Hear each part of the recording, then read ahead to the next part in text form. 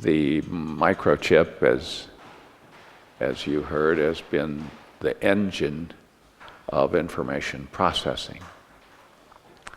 And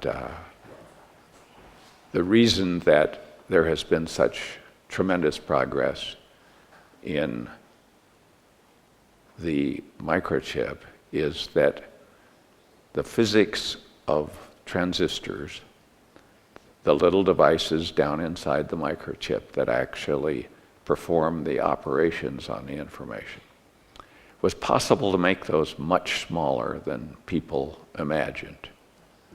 And at the time, of course, that was considered impossible, like all things are in the beginning. The number of transistors and the rate at which they process information has increased exponentially with time over the last 30 or 40 years, maybe 50 now. So that's how I got into the information revolution, was figuring out that the transistors could get smaller and faster, and there could be many, many more of them on a microchip, and therefore we could process information much faster and at much lower cost. You can't make a system that works without understanding the principles that make it work. And the better you understand those principles, the better system you can make. So every really good engineer is forced to become a scientist on many occasions, because you can't do what you need to do without understanding better what's at the bottom. And every scientist who really wants to understand how nature works has to build real experiments and build real things that work in order to determine what's going on down at the bottom. And so I've never been able to decide whether I was a scientist or an engineer. And it's also true, when you build something that works, the only way you know if it really works is if it does some good for people in the world. And if it does some good for people in the world, that's the basis of a good business. One of the reasons that I spent a lot of time in Silicon Valley in California was that it was a place where it was not a disgrace to fail. Everyone understood that if you're going to try leading edge things, most of them don't work out. There's no shame in that. You learn something from them and you go on. I used to have a research group at the university, maybe 20 graduate students and postdoctoral fellows and people like that. We would have a meeting every week to discuss what was going on in the group, and people that had made progress would report on it. But at the very beginning of every meeting, we had a very special event. It was called Confession.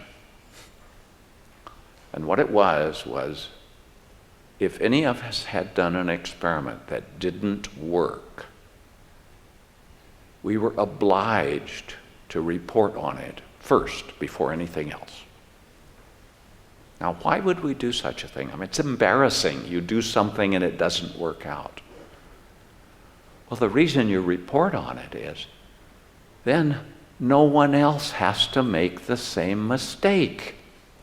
That turned out to be the most powerful thing about those meetings. Far more of your ideas will not work than the ones that do work. But from every one that doesn't work, you'll learn something. And that will guide you in the next thing to do. It's very hard on the ego, but it's very, very helpful on the brain.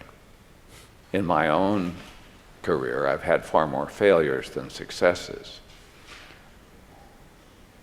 And one of the things I always tell young people is, you will learn far more from a failure than from a success. You probably see people in the news that have started some company, it's become some overnight success, and the person goes around and pretends like they're the smartest person in the world.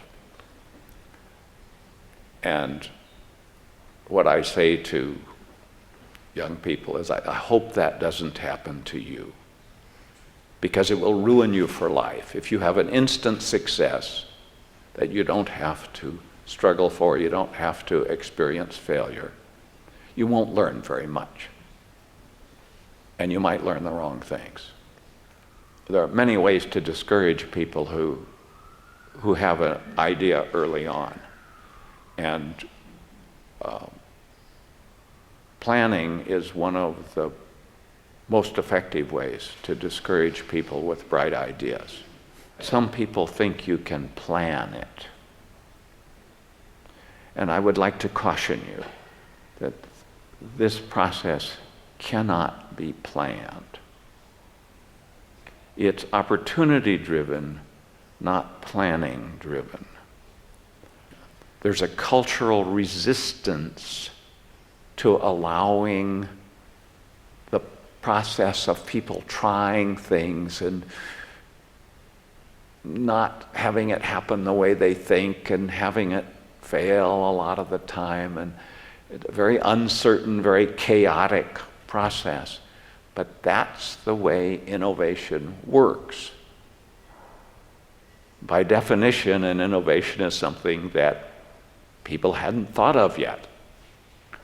And it's going to sound crazy to people, to most people.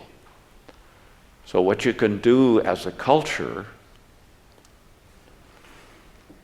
is to swallow really hard and try not to squash the ideas down when the young people have them.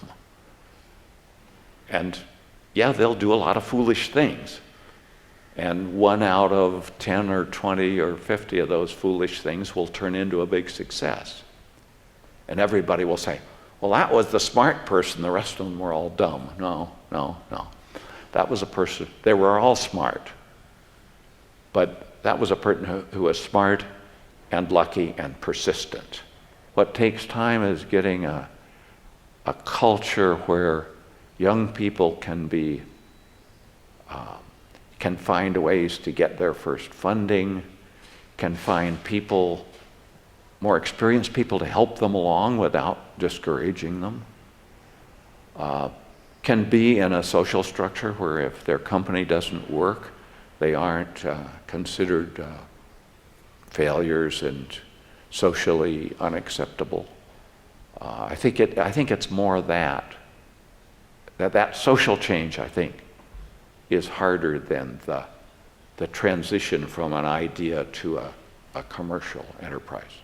This is one of those times when the pressures from an industrial point of view to make smaller and smaller aggregates of matter, to make smaller transistors, to make smaller magnetized regions to store information, that sort of thing, that has led to a technological capability that allows us to do scientific experiments much better than we've ever been able to do it before. So there's a symbiosis between science and commercial technology in both directions.